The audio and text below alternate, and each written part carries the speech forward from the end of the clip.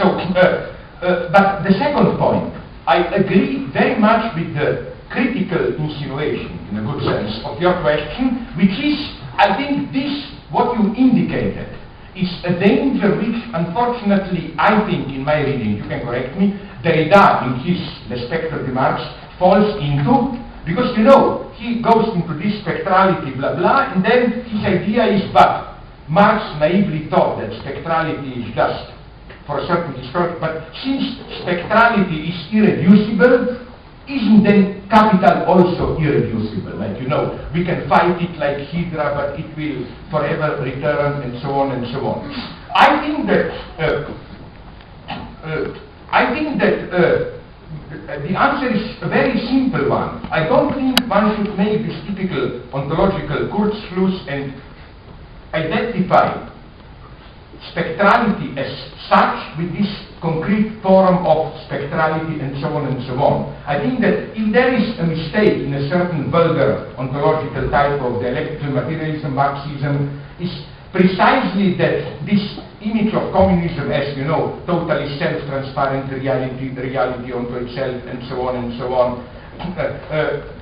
I think that in this sense, no, I totally oppose this postmodern idea that the very project of stepping out of capitalist spectrality is the greatest metaphysical illusion. We are always parts of it, and so on and so on. No, how to put it?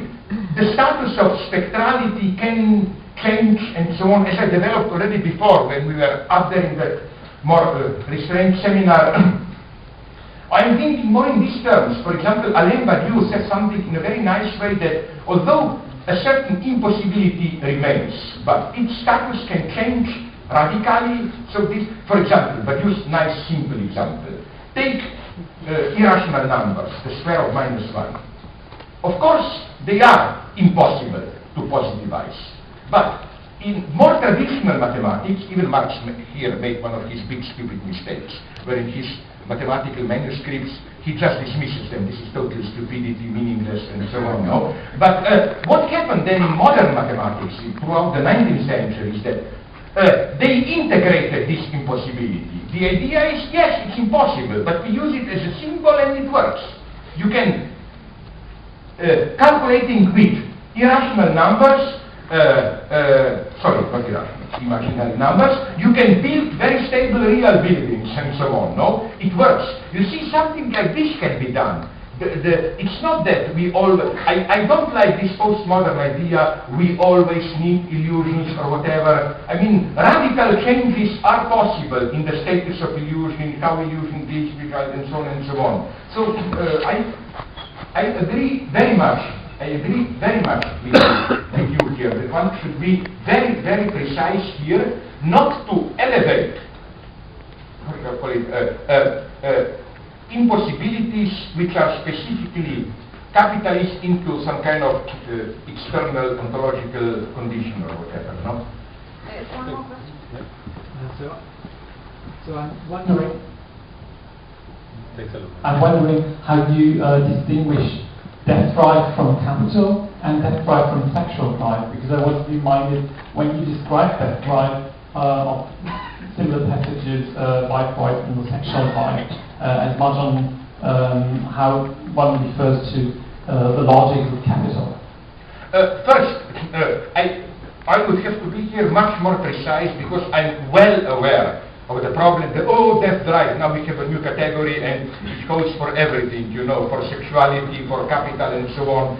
But I don't think we gain, I mean, it's not that we say anything great if we say capital is death drive or whatever, no? Because it just means that it's a certain self-relating automatic process of Wiederholungszwang and so on and so on. But the other question is very interesting that you raised now, this section, because I think that this is the greatest Verkennung, or how to put it, of Freud, that he was, as it were, afraid, withdrew from what he discovered, so he quickly tried to ontologize it in the sense of reinscribing it into traditional ontology, which he did with this extra stupidity. This is Freud at his worst, eros thanatos. I think there is only one drive, which is death drive, and which is as such sexualized. I mean, because that drive again doesn't mean I want to disappear, nothingness. All that Freudian topic of, opposing eros as uniting, civilizing, their drive as destructive, I think totally false.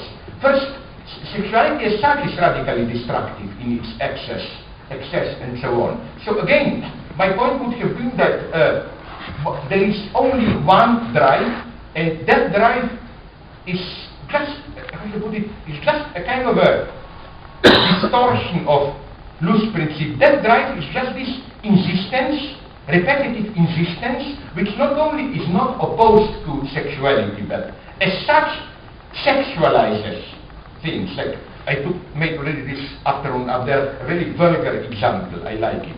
Let's say I were to shake one of your hands. We shake hands like this.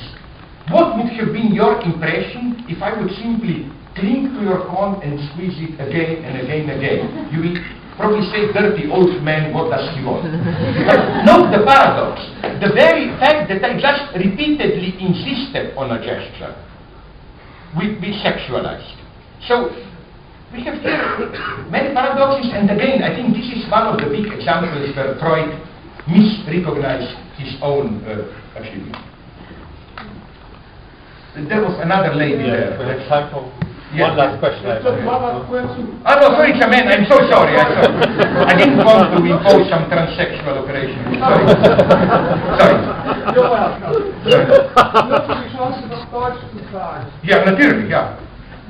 Ich bin einsatzbereit, auch für solche.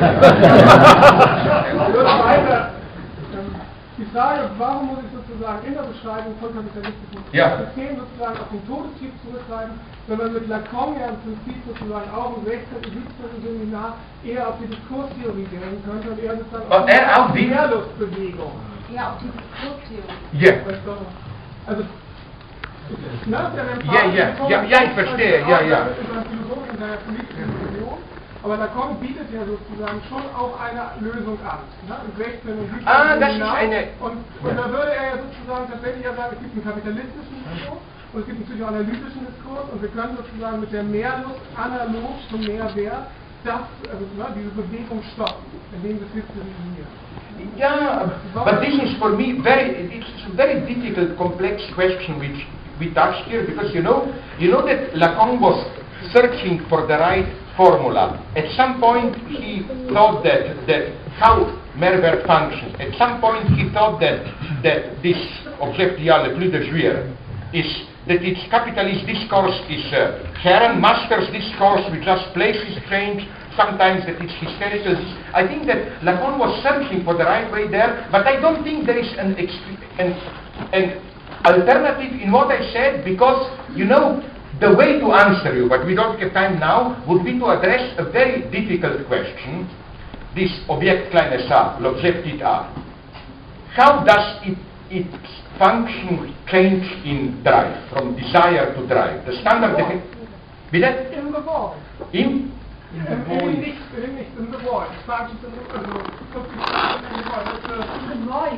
Yeah, but in what sense? In desire it's also the void. Every object is the metonymy of void and so on.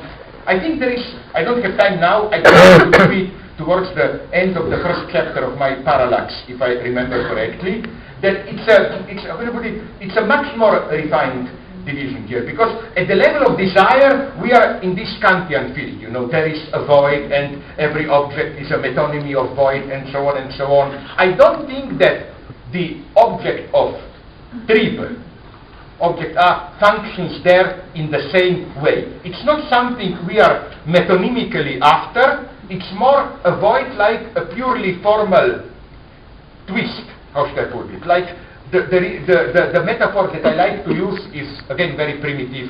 I don't know what it means there. This wonderful idea of Einstein. How Einstein, I use this in all my books, first thought that matter curves, distorts the space.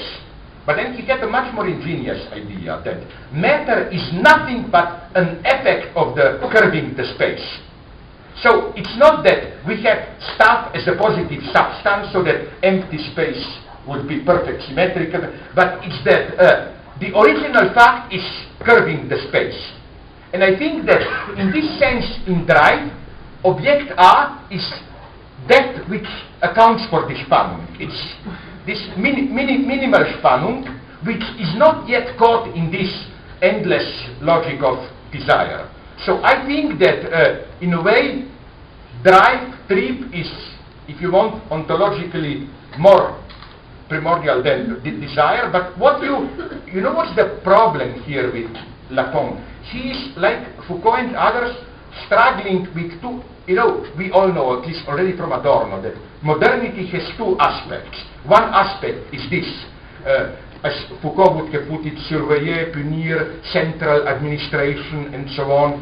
The other is this capitalist dynamics, and I didn't yet find a really good theory of bringing the two dimensions together. So sometimes Lacan flirts more with this Foucauldian view, and his thesis is there, modernity is discourse of university, where we no longer have a master, we have knowledge, and so on. So, but then sometimes he goes more into this hysterical subjectivity and so on and so on. But one has also to be to be critical here in the sense of, how to put it, Lacan was great, but I wouldn't, how to put it, he, unfortunately, I must say, in my old age, I'm coming to this, he had certain limitations. I mean, it's very difficult. No, I'm still theological dogmatic. The one who doesn't have limitations is Hegel. I'm getting in my old age.